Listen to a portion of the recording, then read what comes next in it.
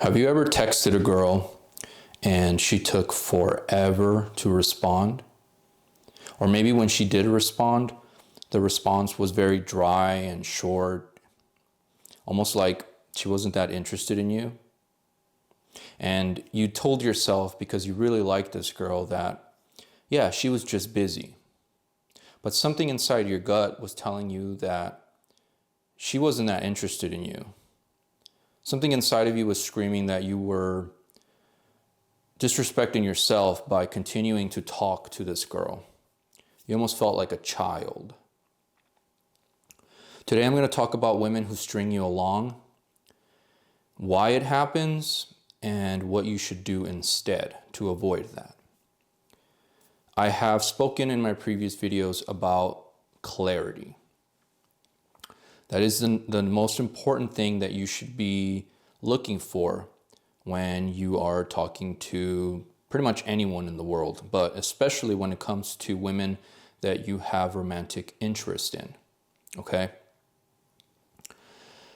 A lot of times you will meet a girl, you will really like her, she'll be really hot. You know, men, we usually see physical qualities first. And right away, we're like, man, I gotta have her, right? The average guy will go out and meet a girl he really likes, and he will either do nothing because he's scared to approach her, or he will come on way too strong and creep her out, okay? Some women are really smart and know that they can use the guys that are creeping them out, okay? What's happening is you are overly investing in her from the jump. You are projecting your level of attraction into a woman you don't even know yet. And so they know that you're already chasing them. And what's happening is the dynamic is flipping in their favor. And now this girl has full control of where the relationship is going. I call it emotional control, okay? A lot of narcissists rely very heavily on this very early dynamic to have somebody addicted to them. I guess some people call it a trauma bond, right? You basically what she'll do is she will just string you along, right? The way that they do is they call it a hook, okay? So, you know, she will reciprocate at first. There's a difference between a woman who is just stringing you along for petty reasons and a woman who is actually emotionally manipulating you for narcissistic feed reasons. Let me explain the differences and how this works. So a normal girl, which, you know, you probably have encountered this, will see that you are overly invested way too soon and she'll feel creeped out. But a part of her will like the validation that you're giving her, the fact that she feels wanted, the fact that she feels desired. It boosts her ego and her self-image and her self-esteem, and it makes her feel like, wow, I still got it. I can still get guys to chase me around. It's like a dopamine hit. They're kind of getting high off of your attention. But they still think you're creepy, and they know for a fact that you're weak because you're chasing them way too soon. You are disrespecting yourself in order to chase a woman that has no interest, okay? So this woman will breadcrumb you, right? She will, she'll still reply. It'll just be late replies, half-assed replies. She won't really, she'll be very vague when it comes to hanging out, to going on a date with you. She won't really commit. She'll cancel on you last minute.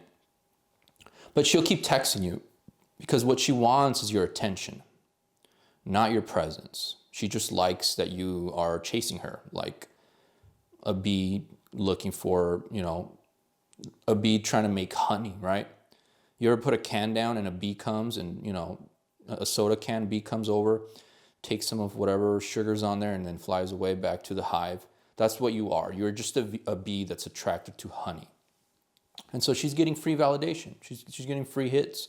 She's got a fan. You're being her fanboy.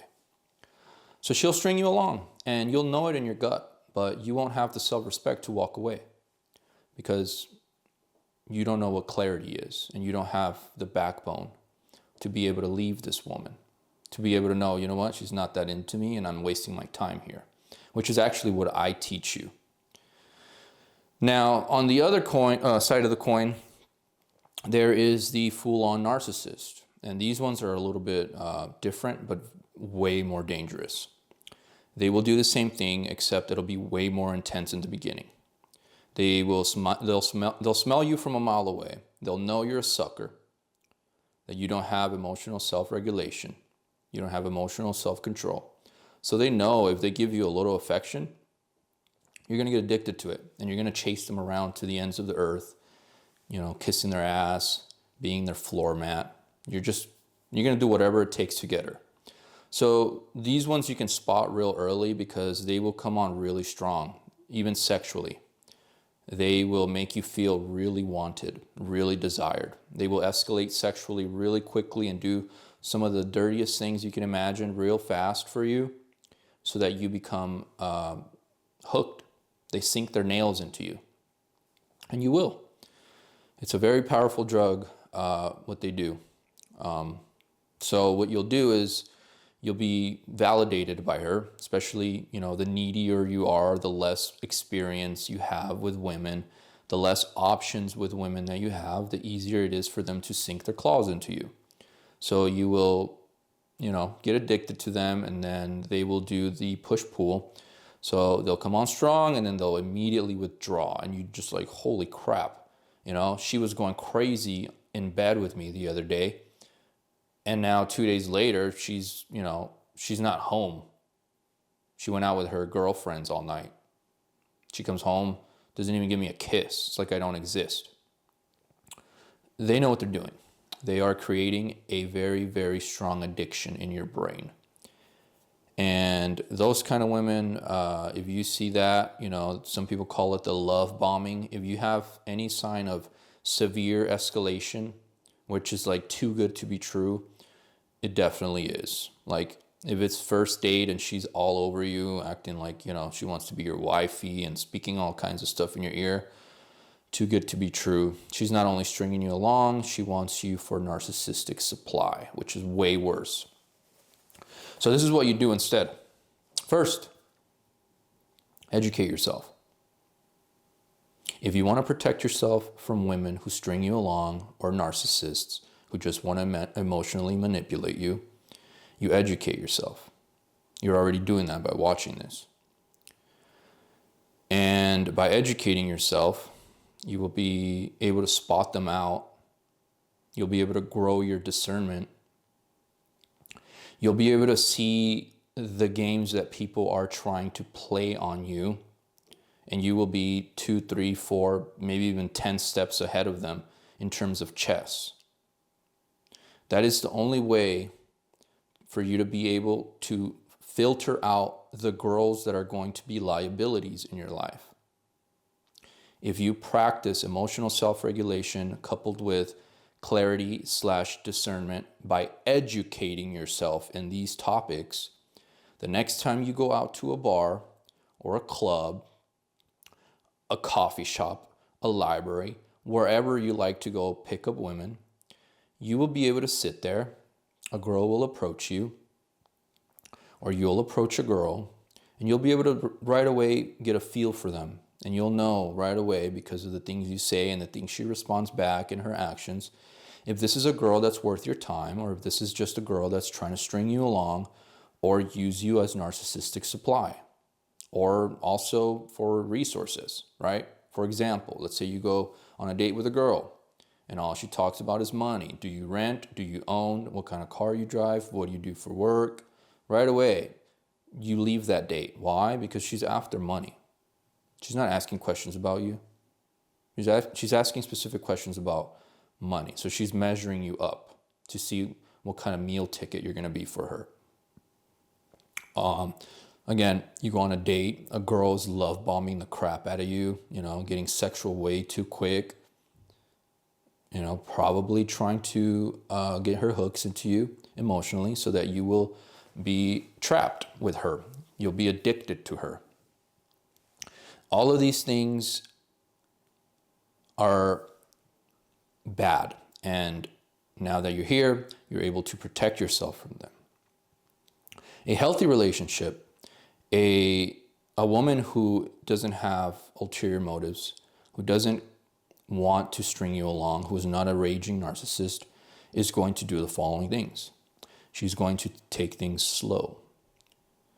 She's not going to be as bold in her approach. She's definitely not going to try to escalate things into the bedroom really fast. She's not going to be asking you about your money. She's not going to be asking you, what you do for work. She's not going to be, telling you beautiful things, how many kids she wants, confessing her love for you on the third date. She's not going to be doing those things. She's going to be taking things slow. That's a woman who is self-regulated, somebody that you can actually grow with. And those are the things that you're looking for. Not a woman who takes forever to respond and is vague, okay? Because that means you are not her first option. When a woman finds you genuinely attractive and has a high level of interest in you, she's not going to care what car you drive, what you do for work, how much money you make, if you rent or own. She's not going to risk coming on too strong and having sex on the first date to get you emotionally attached to her.